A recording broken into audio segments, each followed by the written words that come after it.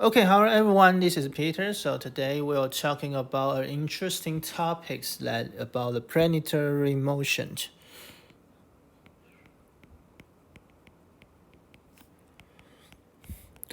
Okay, so actually the planetary motion, when we just talking about the next section, that the planetary motion actually is just focus on the trajectory of the sun and the earth and other planets in the sun's systems, right? So however in the past the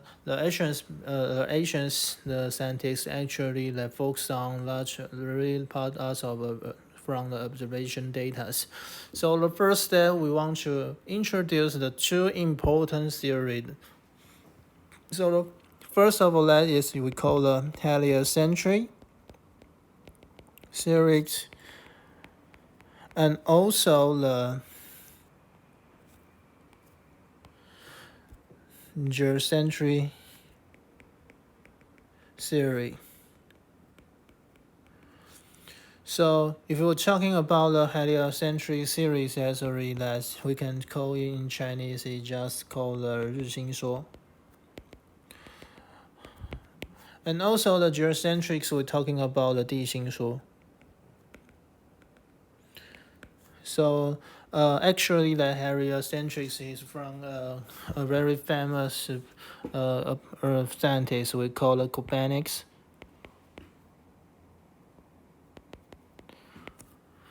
And geocentric is from the Ptolemy.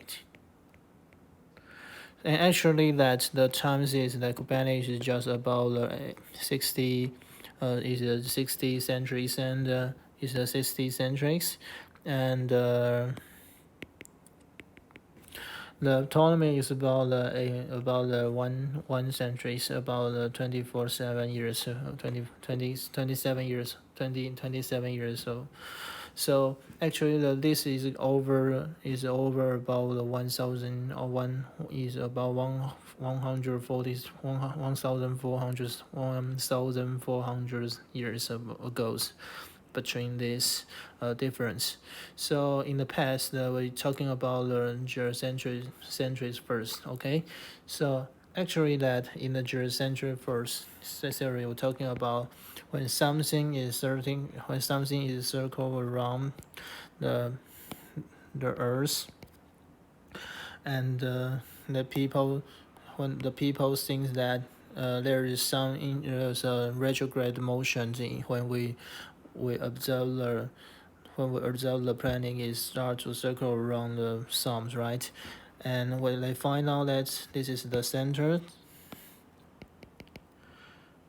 the Earth, and actually that the Earth and something will start to circle around, and the trajectory is just that is one.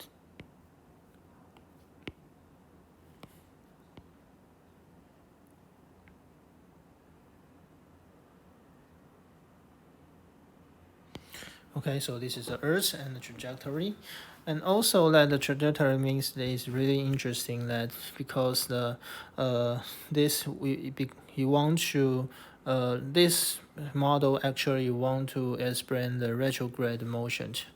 So the retrograde motion happened and the people want to try to explain this, so he proposed the models that, so maybe someone will think that the model is really difficult, complicated, but in the past they have the uh, evidence to prove that this model was right. However that in about so however in the Copernicus thinks that this model is not compact enough, so he proposed new models that he thinks the center of the center actually something circle around the center must be the sun. However, and the sun there's a planets and start to the planning and start to circling around. So here is the planet. So it starts to circle around the sun. So this is the really interesting story that people start to suspect have people are suspicious about the relatives of the geocentric theory. Okay, so when everything finished, that a man who called Tickles, and he tried to Tickle tried to have some observation data.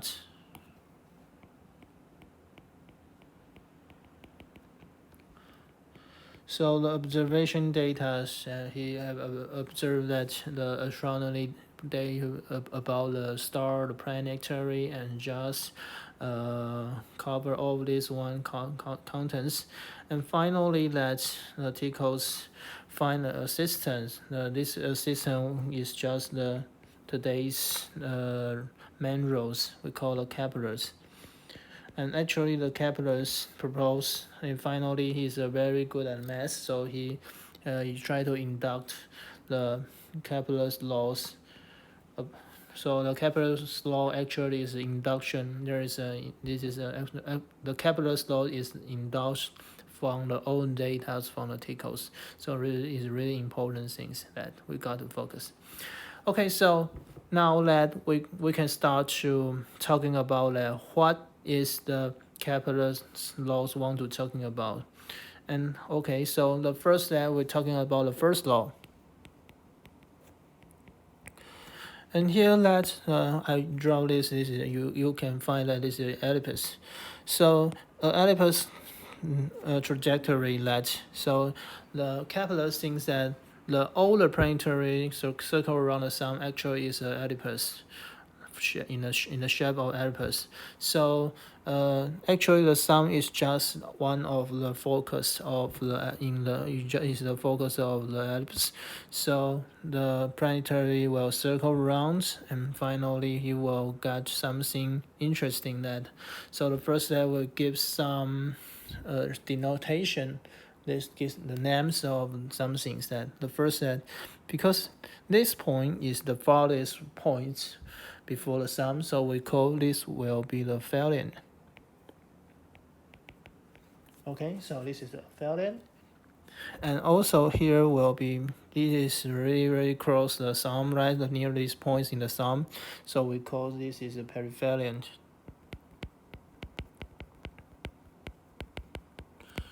Okay, so the aphelions and the perihelions. So here's that we can know that this one. This is actually the major axis of the ellipse, and also here symmetries. This is a minor axis. So minor axis we call the B. This is the distance of the minor axis we call the 2b, and here is the 2a.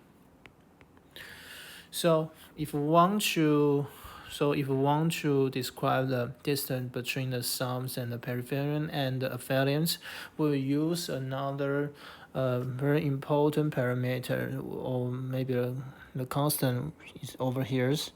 So this we call it is the C. So you will find that actually this is symmetry. So this one and this one, according to the definition that from this point to the sums, the focus points actually is the semi-major axis, the distance of the semi-major axis. So this is the A. And also that this is the B. So we can use the triangle theory, right? So we know that the A squared is equal to the B squared plus C squared. So this is our about the max. So the C is equal to the A squared minus B squared. So how can we represent the peripheral distance and the aphelion distance? We can use these ones. That's here's actually this is the A minus C, and here's is the A plus C. Okay, so A plus C. And final that if we want to, in the first law, there's a very important definition that we will use a word to represent the radius. That is the average radius.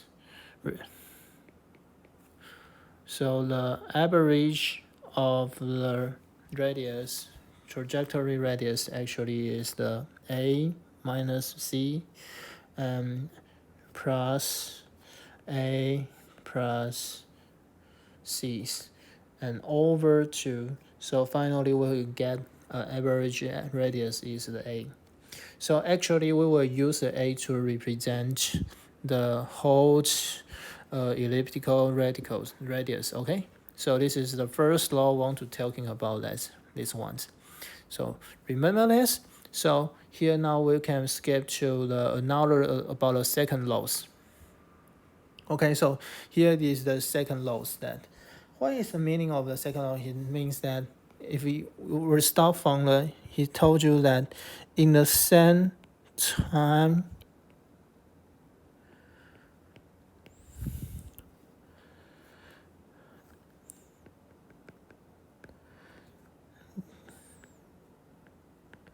so in the same time duration there is some in the same time duration there is the same, we have the same areas.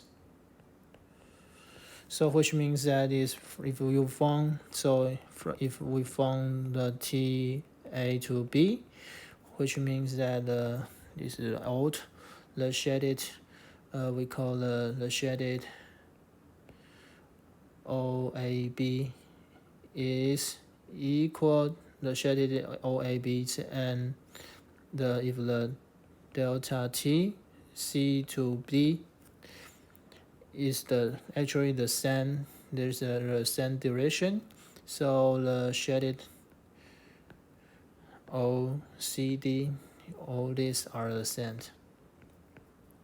Okay, so these all are the same.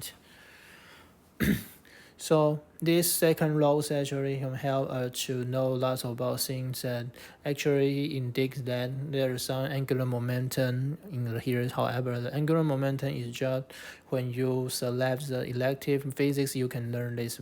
Okay, so let's just skip to the third laws. After, because that the Kepler's was over the 10 years to propose the third law. So actually then the first law and the second laws is together to publish. And but the third law actually is published after the 1 and 2, the first and second laws. So let's take a look about this. So the third law talking about that here this is the sum, and the different color of the trajectory, the radius, the trajectory radius actually is the planetary trajectory. So you will find that in the third law that the different rows is that.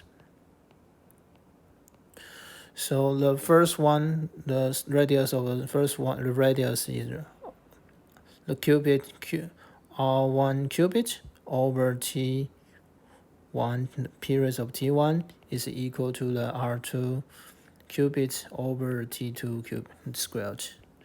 R3 cubit over the T3 squared.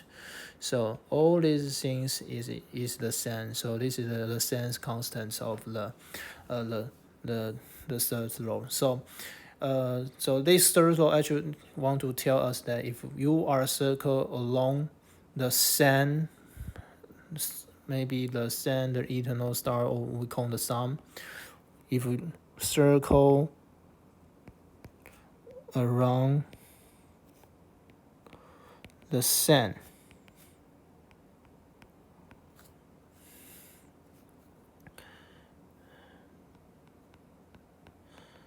or the celestial motion. So if you circle along the same planets, so this is the condition, circle around the same planets, so it will equal to this one. So which means that if you didn't circle around the you didn't circle along the same planets, this condition, this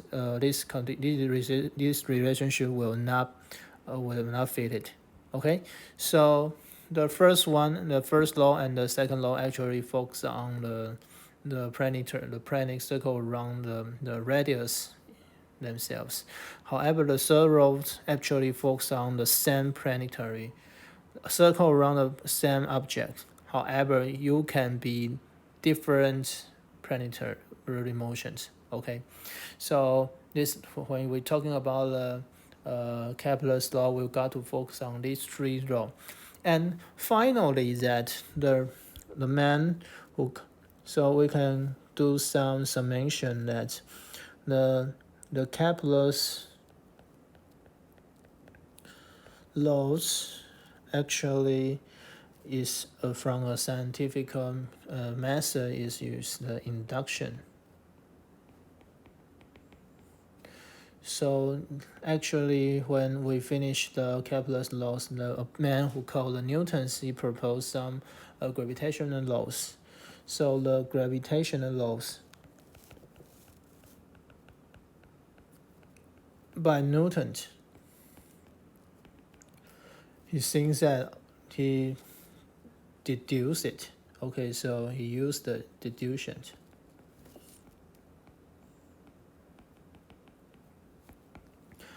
Okay, so we will also say that in the 70th centuries, that some people, if you notice, the 70th century is the scientific revolution of science. Oh, this is the arrows, right? So this because the Newtons used the deduction to find out the gravitational laws, and the Newtons used the gravitational law to find out that the r cubed over the t squared is a constant. So he used the deduction, and actually the Kepler's used the induction to find out these ones. So this is really cool processing. This is a really cool procession. So all of you can just if you figure out this, you will find that there is lots of interesting things back in the background of the scientist. So this is today's section about the Kepler's law and about the background of the development of the celestial motions. So next section we're talking about the kinematics. So we will learn some words to help us to realize the names and realize the physical meaning of in the diagram. So see you next time.